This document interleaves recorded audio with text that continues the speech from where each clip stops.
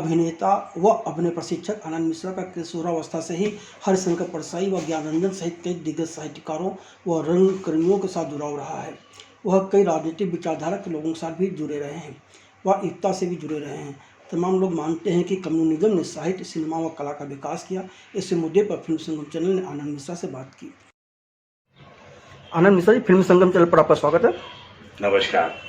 आपको नहीं था कि कम्युनिज्म जब तक हावी रहा तब तक सिनेमा और कला, संस्कृति और नाट्य और डांस को बढ़ावा मिलता रहा? जी।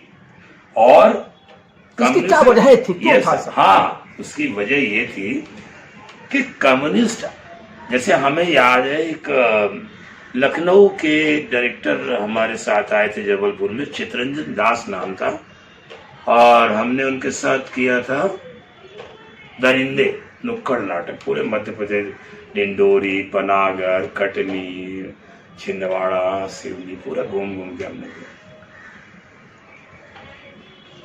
कम्युनिज्म में कुछ चीज़ें बहुत अच्छी हैं, कुछ चीज़ें का बिजनेस जो तबके का मनुष्य है उसका विरोध करता है। उसका मानना है कि हमने कमाया, हम क्यों बांटे, वो उनका अपना है। लेकिन जब तक कम्युनिज्म का दौर रहा या अब देखिए कितने, आप निर्मल वर्मा, उनकी विचारधारा, मिथिलेश्वर ले लीजिए आपको बाबा नागार्जुन ले लीजिए आप, और यहाँ तक कि आप देखिएगा कि कुमार गंधर्व साहब ने जो गाया है, उनकी गायकी में आपको कम्युनिज्म दिखाई देगा। कबीर गाते रहे वो। सो कम्युनिज्म जब तक रहा तब तक बड़ा प्रोग्रेसिव सोच रही है। सरकार से सवाल करने की, सरकार के छोटे से छोटे घोटाले को भी, जैसे हमारे यहाँ राम सहाय पांडे मेरे गुरु हैं, राई बरेदी के, पद्मश्री पद्म भूषण है, वो सागर दमोह में रहते हैं। तो वो लोग गांव में 5 लोग इकट्ठे के पेपर पढ़ते हैं, और पेपर की कोई घटना पढ़ी कि भाई मुख्यमंत्री मोतीलाल वोरा ने या अर्जुन सिंह ने घपला किया या फलाने रामचंद्र शुक्ला ने ऐसा किया, उसी से वो लोग नाटक बनाकर और मजाहिया व्यंग करते हैं। वो कम्युनिज्म। जितनी लोक कलाओं का विकास, हमको याद है वो तीजन बाई, हम लोग तीजन बाई को मध्य प्रदेश का हिस्सा था छत्तीसगढ़, तीजन बाई को हम लोग ढूंढ के लाए, अलकनंदन, द्वारका जी, सब खुद अमर सिंह ढूंढ के लाए, भारत भवन में उसको लॉन्च कराया, फिर वो इंटरनेशनल बनी।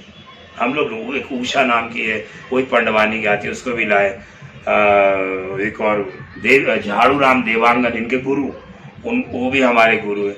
तो जब कम्युनिज्म की बात आती है और कला के विकास की बात आई, तो आप देखिएगा कि साहित्य जितना लिखा गया, तो जब तक कम्युनिज्म का प्रभाव रहा है, आप 1933 से बाद, जैसे ये अपना इंडियंस पीपल थिएटर बना, इप्टा जो का हुआ 30-33 के बाद, तो बलराज साहनी, भीष्म साहनी, है ना, जितने लोग आए हैं उनका जब साहित्य पढ़ेंगे वो एक कॉमन मैन के प्रॉब्लम की बात करते हैं।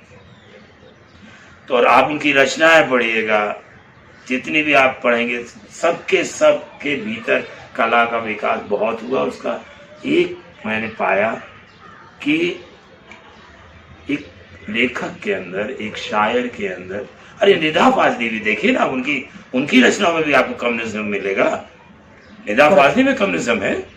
चलो एक रोते बच्चे को हंसाया जाए, वो कम्युनिज्म है।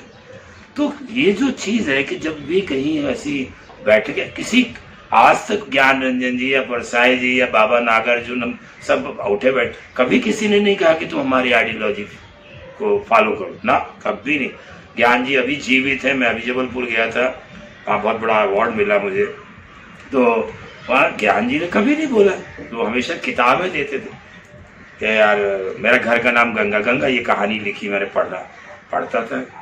अब अभी एक बेर के पेड़ की बात कर रहा है, उस बेर के पेड़ के कांटे और उसकी बेर का सूखना, पत्ते का झड़ना, है ना, और आंगन पर बिखर जाना, एक सूखी बेर का मिलना, और एक औरत, बूढ़ी औरत की तुलना, एक बूढ़ी औरत की उस पूरे बेर के झाड़ से एक बूढ़ी औरत का वो एक बेर उठाना और उसके पूरे शरीर की संरचना उस बेर के साथ जोड़ती है। तो यथार्थवादी चीजें, कोई काल्पनिक नहीं। मुंशी प्रेमचंद में कम्युनिज्म है।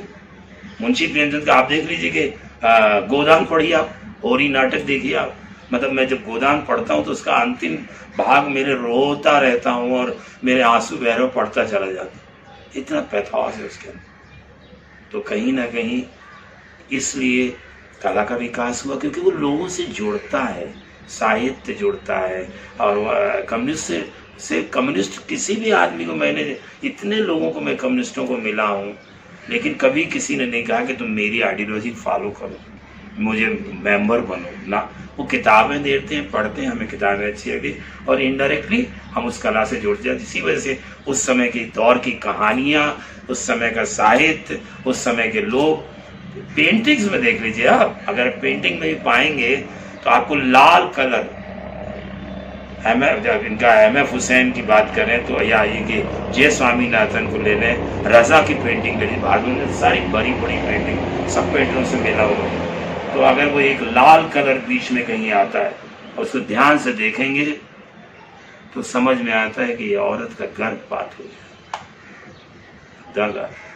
तो उस समय जो पीरियड रहा है, इतना ज़्यादा अंधभक्ति, इतनी ज़्यादा वैमनस्यता मनुष्य में नहीं थी। आप भगवान को मानते हैं, मानिए, मैं कभी नहीं पूछता था कि तुम राम को मानते हो कि कृष्ण को मानते हो कि शिव को मानते हो। किसी ने कहा यार मंदिर जा रहा हूँ, चलोगे? चलो, हनुमान मंदिर चले गए, वहाँ गए, अपनी टीका रखा। कभी सोचा नहीं कि मंदिर में, अब मंदिर में भेद हो रहा है। ये खतरनाक है, जो उस दौर में नहीं था। आनंद मिश्रा जी, फिल्मी संघ के साथ बात करने के लिए आपका बहुत बहुत धन्यवाद। बहुत बहुत धन्यवाद। सभी दर्शकों का बहुत बहुत धन्यवाद। आभारी हूँ आप सबका, और आपका प्यार इसी तरह मिलता रहे।